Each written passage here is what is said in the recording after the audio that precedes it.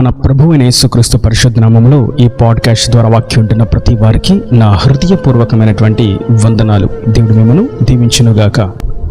దానియేలు గ్రంథము 3వ అధ్యాయము 17వ వచనం. మేము సేవించుచున్న దేవుడు మండుచున్న వేడిమి గల ఈ అగ్నిగుండముల నుండి మమ్మను తప్పించి రక్షించుటకు సమర్థుడు, మరియు నీ వశమున పడకుండా ఆయన మమ్మను రక్షించును. ఒకవేళ ఆయన రక్షింపకపోయినను రాజా, నీ దేవతలను మేము పూజింపమనియు నీవు నిలువబెట్టించిన బంగారు ప్రతిమకు నమస్కరింపమనియు తెలుసుకొనము. చదివినటువంటి వాక్య భాగం చాలా సుపరిచితమైనటువంటి లేఖనం. అననీయ అజర్యా మీషాయేలు అనేటువంటి ఆత్మీయులు వారి ఎదుట ఉన్నటువంటి ప్రతికూల పరిస్థితిని ఎదుర్కొనటానికి దేవుని కొరకు రోషం కలిగినటువంటి భక్తులుగా నిలబడినటువంటి సన్నివేశం ఈ సన్నివేశం. నెబుకద్నెజరు గొప్ప విగ్రహమును, బంగారు ప్రతిమను నిలబెట్టి సమస్త సంస్థానాలలో ఉన్నటువంటి సకల జనులు దీనికి పూజింపబద్దులై ఉన్నారు, దీనిని పూజింపని వారు అగ్నిగుండములో వేయబడి కాల్చబడుదురు అని చాటింపు వేయించాడు. జనులందరూ ఆ విగ్రహం ఎదుట దండర వేయబడినప్పుడు సాగిలపడి నమస్కారం చేశారు. అయితే అననీయ అజర్యా మీషాయేలు అనేటువంటి ముగ్గురు మాత్రం ఆ ప్రతిమకు మొక్కక సాగిలపడకయు ధైర్యంగా రోషముగా దేవుని నామము నిమిత్తం నిజమైనటువంటి భక్తులుగా నిలబడ్డారు. ఈ నిలబడినటువంటి సన్నివేశంలో నెబుకద్నెజరు సమస్త జనులు సాగిలపడినప్పుడు మీరెందుకు సాగిలపడట్లేదు, మీరు సాగిలపడినట్లయితే మిమ్మల్ని అగ్నిగుండంలో వేస్తానని తెలియజేసినప్పుడు అననీయ అజర్యా మీషాయేలు పలికినటువంటి ఒక అద్భుతమైనటువంటి మాట, రాజా, నేను ఆరాధిస్తున్నటువంటి మా దేవుడు ఈ అగ్నిగుండంలో నుండి మమ్మల్ని తప్పిస్తాడు. ఒకవేళ తప్పించకపోయినా సరే, ఎంతో శ్రేష్టమైనటువంటి విషయం, ఆయన మా నిమిత్తం కార్యము చేస్తాడు. ఒకవేళ కార్యము చేయకపోయినా సరే, ఆయన నా నిమిత్తం ఈ కార్యాన్ని సఫలపరుస్తాడు. ఒకవేళ కార్యం విఫలమైనా సరే, నాకు ఉద్యోగాన్ని ఇస్తాడు. ఒకవేళ ఉద్యోగం రాకపోయినా సరే, నాకు మంచి ఆత్మీయులతో వివాహాన్ని జరిగిస్తాడు. ఒకవేళ వివాహం జరగకపోయినా సరే, నాకు మంచి వ్యాపారంతో దేవుడు నన్ను ఆశీర్వదిస్తాడు. ఒకవేళ వ్యాపారంలో నష్టం వచ్చినా సరే, ఇలా దేవుని నిమిత్తం రోషము కలిగి జీవించాలనేటువంటి మాటను ఇక్కడ నాటి భక్తులు మనకు మాదిరిని చూపించారు దేవుని ఆత్మశక్తి చేత. నేటి వాక్యం ఏంటంటే నా ప్రియ సహోదరులారా, కార్యము సఫలమైన విఫలమైన మనము స్తోత్రించుటకే, ఆయన మహిమను ప్రచురించుటకే ఏర్పరచబడి ఉన్నాము అన్న సంగతిని మనం గుర్తించవలసిన వారమై ఉన్నాము. అననీయ అజర్యా మీషాయేలు, మా దేవుడు మమ్మల్ని రక్షిస్తాడయ్యా, ఒకవేళ రక్షించకపోయినా నువ్వు చెప్పిన పని మాత్రం మేము చెయ్యము అని ఎంత రూఢిగా, ఖండితంగా, ధైర్యంగా, రోషంగా చెప్పారు. వారి యొక్క మాట తీరును, వారి యొక్క ఆత్మీయ స్థితిని మనం గమనించినట్లయితే ఎంతో అద్భుతమైనటువంటి విషయం మనకు బయలుపరచబడుతుంది. వారి యొక్క విశ్వాసం, పటిష్టమైన నిశ్చలమైన విశ్వాసం మనకు అర్థం పడుతుంది. కనుక కార్య సఫల విఫలములలో మనము కేవలం దేవుని స్తోత్రము కొరకు నియమించబడి ఉన్నామని, కార్యము జరిగినా జరగకపోయినా ఆయనకు మాత్రమే మనం స్తుతి చెల్లించాలని లేఖనం మనకు నేడు తేటగా తెలియపరచబడుచున్నది. కనుక మనము ఎన్నో విషయాల గురించి ఎదురు చూస్తూ ఉంటాం, ఎన్నో కార్యాలు చేయాలని ఆశిస్తాం, ఎన్నో విషయాల్లో మనం అడుగుపెట్టి ప్రయాణం కూడా చేస్తూ ఉన్నాం, ఎన్నో విషయాల కొరకు కనిపెట్టుకుని నిరీక్షణతో చూస్తూ ఉన్నాం. అయితే వాటన్నిటిని దేవుడు ఖచ్చితంగా శక్తి కలిగిన వాడు. ఒకవేళ అవి మన కొరకు జరగకపోయినప్పటికీ మనం కేవలం ఆయనను మాత్రం స్తుతించాలని, స్తుతితోనే మన యొక్క ఆత్మీయ యాత్రను కొనసాగించాలని నేడు మనం తెలుసుకునవలసిన వారమై ఉన్నాము. ఇదే మాటను మనం దానియేలు కూడా మాట్లాడడం మనం చూస్తాం. అది 6వ అధ్యాయము 10వ వచనం. ఇట్టి శాసనము సంతకము చేయబడినని దానియేలు తెలుసుకునినను అతడు తన ఇంటికి వెళ్ళి యథాప్రకారంగా అనుదినము ముమ్మారు మోకాలును తన ఇంటి గదిపైకి కిటికీలు యెరూషలేము తట్టునకు తెరవబడి ఉండగా తన దేవునికి ప్రార్థన చేయుచు ఆయనను స్తుతించుచూ వచ్చెను.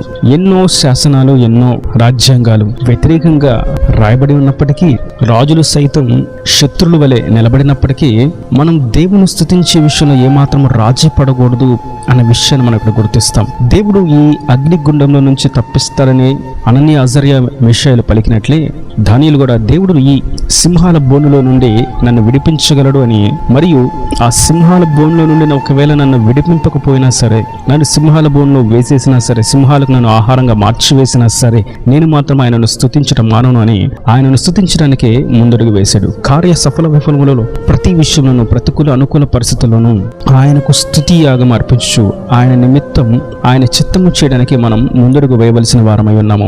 ఇక్కడ దానియేలు విషయంలో మనం గమనించినట్లయితే, నన్ను తప్ప మరెవరిని పూజించకూడదని రాజు ఒక శాసనాన్ని శాసించాడు. ఆ విధిని ప్రతి వారు అనుసరించారు, కానీ దానియేలు మాత్రం అనుసరించలేదు. కారణం, నా దేవుడు ఈ పరిస్థితుల్లో ఈ ప్రతికూల పరిస్థితుల నుండి నన్ను విడిపించగలడు, ఒకవేళ విడిపించకపోయినా ఆయన చెప్పింది చేయడానికి నేను ఉన్నాను అని దానియేలు ఆయన చిత్తము చేయడానికి కంకణము కట్టుకున్నవాడుగా ప్రతికూలమైనటువంటి పరిస్థితుల్లో కూడా ప్రార్థన చేయడానికి మోకరిల్లి ఆకాశం వైపు కన్నులెత్తు యెరూషలేము తట్టు చూస్తూ ప్రార్థించాడు. నేటి వాక్యం వింటున్నటువంటి నా ప్రియ సహోదరులారా, కార్యం సఫలమైనప్పుడు మాత్రమే కాదు ఆయనను స్తుతించవలసింది, కార్యము విఫలమైనప్పుడు కూడా మనం ఆయనను స్తుతించవలసిన వారమై ఉన్నాము. మన పితరులు మనకు నేర్పిస్తున్నటువంటి మాదిరి, మన ప్రభు మనకు చెప్పినటువంటి మార్గము, మనలో నడిపిస్తున్నటువంటి ఆ జీవ మార్గము అదే. దేవుని యొక్క జీవ మార్గము సర్వసత్యము. అందులో అగ్నితో కాల్చబడుతున్నట్టుగా, కాలుచున్న రాళ్ల మధ్య నడుస్తున్నట్లుగా మనకు అనిపిస్తుంది. ఎందుకంటే దేవునితో నడక సాధారణమైనది కాదు.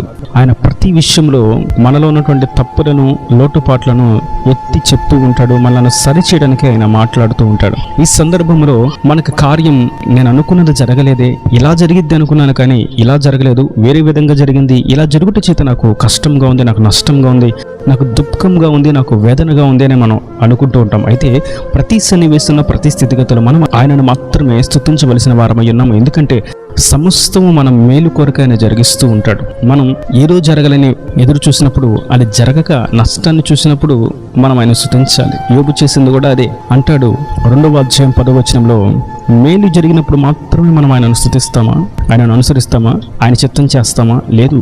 కీడు జరిగినప్పుడు కూడా మనం ఆయనను మాత్రమే స్తుతించాలి, ఆయనను మాత్రమే అనుసరించాలి. ఆయన చేత మనం కీడును అనుభవించడానికి కూడా నియమింపబడి ఉన్నాము, శ్రమలు అనుభవించడానికి కూడా మనం నియమింపబడి ఉన్నాము అని యోబు భక్తుడు కూడా మంచి ఆత్మీయ పలుకును పలుకుతాడు.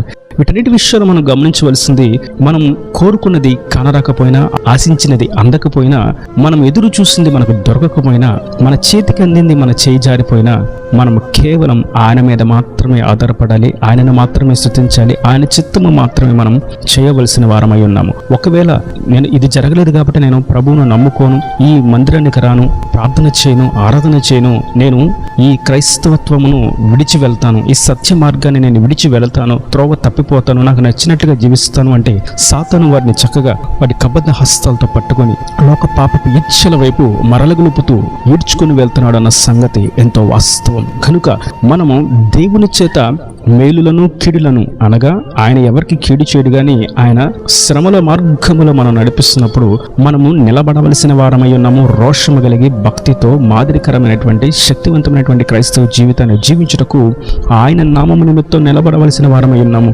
అననీయ, అజర్యా, మేషాలు చేసింది ఏది? వారు నిలబడ్డారు, కీడులో నిలబడ్డారు, శ్రమలో నిలబడ్డారు, శోధనలో నిలబడ్డారు. దానియేలు సైతం అంతే, యోబు అంతే, అబ్రహాము అంతే, మోషే అంతే, అపోస్తలులు అంతే, యోహాను అంతే. ప్రతి జనాంగం, మన పితరులు, ఆత్మీయులు, వారు దేవుని చిత్తము కొరకు నిలబడ్డారు, దేవుని చిత్తము చేయడానికే అడుగు వేశారు, దేవుని చిత్తము కాని ప్రతి దాని కొరకు నిలిచిపోయారు. ఆయన చిత్తము కాని ప్రతిదీ అసహ్యించుకుంటూ ఆ స్థితిని విడిచిపెట్టి దేవుని వైపుకు తిరిగి చూస్తూ సాగిపోయారు. అందుకే వారి యొక్క జీవితాలు మాదిరికరంగా, తేజోమయంగా నేటికి తేజరిల్లుతూ ఉన్నవి. కనుక ఈ వాక్యం వింటున్నటువంటి నా ప్రియ సహోదరులారా, మనకు ఉద్యోగం ఉన్నా, వ్యాపారం ఉన్నా, ఆర్థికంగా బలపడిన, ఆశీర్వదింపబడిన, వ్యాపారం వృద్ధి నొందిన, లాభాలు వచ్చిన, లేదా వీటన్నిటిలో మనం ప్రతికూలంగా నష్టాలను అనుభవిస్తూ, అనారోగ్య పరిస్థితుల్లోనూ, ఉద్యోగం లేక ఆర్థికంగా నలపబడుతూ ఉన్నటువంటి ప్రతి ప్రతికూలమైనటువంటి పరిస్థితుల్లో కూడా మనం ఆయనను మాత్రమే స్తుతించాలి. ఎందుకంటే ఆయన ఈ ప్రతికూలమైన పరిస్థితుల్లో మనలను విడిచిపెట్టువాడు కాదు.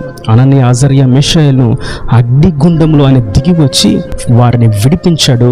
ఆ అగ్ని వారిని కొంచెమైనను కాల్చలేకపోయింది.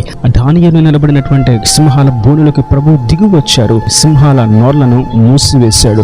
యోబు ఉన్నటువంటి స్థితిని చూచి ఆయన దిగి వచ్చాడు, యోబుకు 2 ఆశీర్వాదాన్ని ఇచ్చాడు. ఇక్కడ వీరికి జరిగినటువంటి ప్రతి పరిస్థితిని మనం గుర్తించినట్లయితే, వారి దేవుని కొరకు నిలబడినప్పుడు దేవుడు వారి కొరకు నిలబడ్డాడు, వారిని అత్యధికంగా ఆశీర్వదించాడు. మనము సైతం దేవుని కొరకు సఫల విఫలములలో, కార్య ప్రతికూల అనుకూల పరిస్థితుల్లో మనం దేవుని కొరకు నిలబడినప్పుడు దేవుడు మన కొరకు నిలబడి మన కార్యాలను సఫలపరుస్తాడు.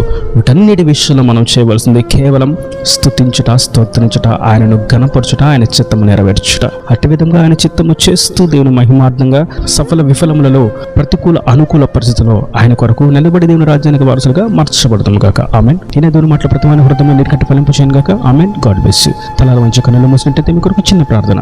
ప్రేమ స్వరూపీకరణ కటాక్షం గల తండ్రి, నా ప్రభు వాక్యాన్ని ప్రతి వారిని మీ నిండాలుగా దీవించండి, ఆశీర్వదించండి. ఇంకా ప్రభు సఫల విఫలములలో, ప్రతికూల అనుకూల పరిస్థితుల్లో, కీడులో, మేలులో, సంతోష దుఃఖములలో సమస్త విషయంలో కేవలం నేను స్తుతించుటకు నిలబడాలని మీరు సెలవిచ్చారు. అట్టి విధంగా ప్రతి వారు నీ నిమిత్తం నిలబడి నేను స్తుతించినట్లుగా సహాయం దయచేయండి. వారి కొరకు మీరు భీకరమైన అద్భుత కార్యములు జరిగించి వారిని ఆశీర్వదించండి. ఇంకా వారి ప్రతి అవసరం నా కరుణ మహిమలు తీర్చి ఈ రాకడ రాజ్యాన్ని సిద్ధపరచమని యేసు పరిశుద్ధ నామమున ప్రార్థించి వేడుకుంటున్నాను తండ్రి. ఆమేన్ ఆమేన్.